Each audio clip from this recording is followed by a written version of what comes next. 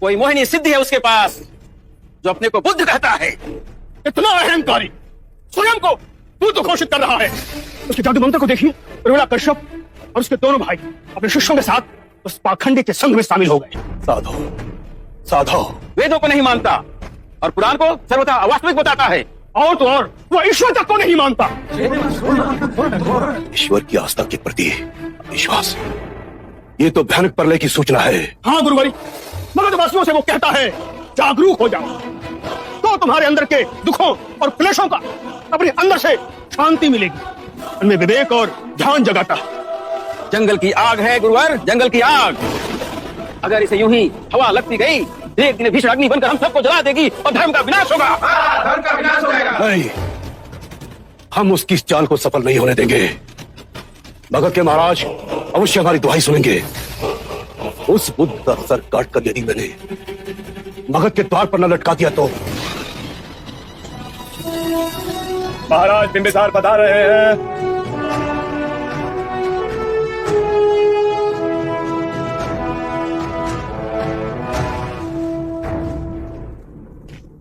महाराज, एक आंधी आपके विरुद्ध भयानक रूप ले रही है। एक व्यक्ति हमारे धर्म और हमारे सामाजिक ढांचे को हिला रहा है। कौन है वो? क्या परिचय है उसका? एक ढोंगी जो ना तो ईश्वर को मानता है और ना ही किसी धर्म। मगधवासियों को पहला फुसलाकर उन्हें अपना अनुयायी बना रहा है। कोई नई विचारधारा का जनक होगा। ऐसे कितने आए और कितने चले। शासन का प्रवाह ऐसे छोटे मोटे बवंडरों को अपने आप में समा ही लेता है। महाराज, ये कोई साधारण बवंडर नहीं है। राजनीति शासक जिस संरचना के साथ चलता है आज वो उसी को चुनौती दे रहा है। ये किसी गहरी क्रांति का संकेत है। यदि उसका शीश उठ रहा है तो उसका शीश अवश्य कटेगा। क्या नाम है उसका? क्षमा चाहता हूं महाराज, आपके मित्र राजगृह पधार रहे हैं अपने अनुयायियों के साथ। सिद्धार्थ गौतम है। महाराज, महाराज आप अपने बहुमूल्य समय को।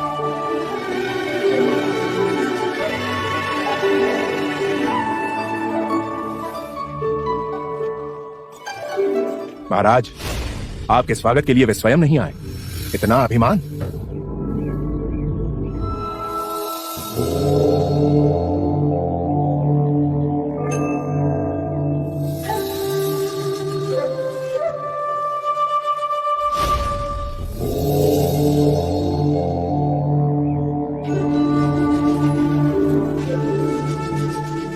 अपने दिए वचन को निभाने मैं आप तक पहुंच गया मगध नरेश। मैं जानता था आप अपना वचन कभी ना तोड़ेंगे, किंतु अब आप वो रहे ही नहीं। कौन हुआ? उरुवेला के बच्चों ने मुझे नया संबोधन दिया, बुद्ध।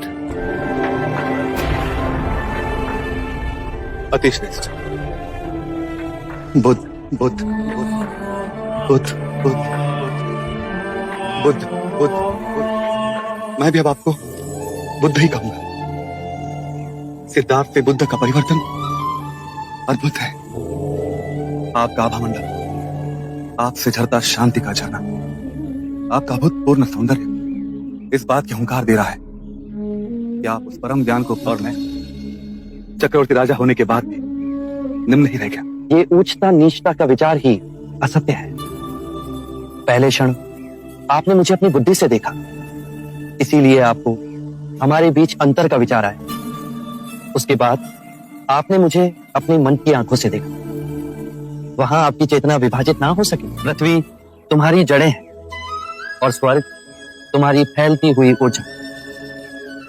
बुद्धि की चालाकी देखो, फिर वो दो हिस्सों में विभाजित कर रही। आप धार्मिक हो या नैतिक? नैतिकता और धर्म अलग?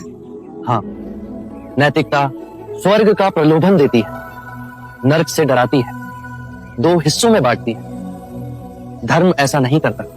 तो फिर धर्म क्या है? परम ज्ञान क्या है? केवल अनुभूति। स्वयं को जानो, स्वयं को पहचानो। कोई विचार नहीं, कोई जिज्ञासा नहीं, केवल अनुभव। स्वयं को मध्य में केंद्रित रखो, विरोधों से ऊपर उठो, और जब तुम्हें यह अनुभव होगा तो विभाजित कर देखने के बाद स्वयं गिर जाएगी। जैसे पतझड़ में वृक्ष से पत्ते सूखकर स्वयं गिर जाते हैं। परम ज्ञान का द्वार हम सबके भीतर है।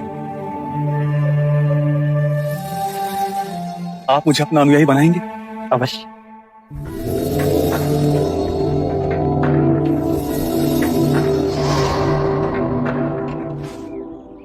मुझ पर 1 रुपया और कर दीजिए। आने वाली पूर्णिमा आप और आपके सारे भिक्षुक मेरे साथ भोजन के लिए सादर आमंत्रित हैं।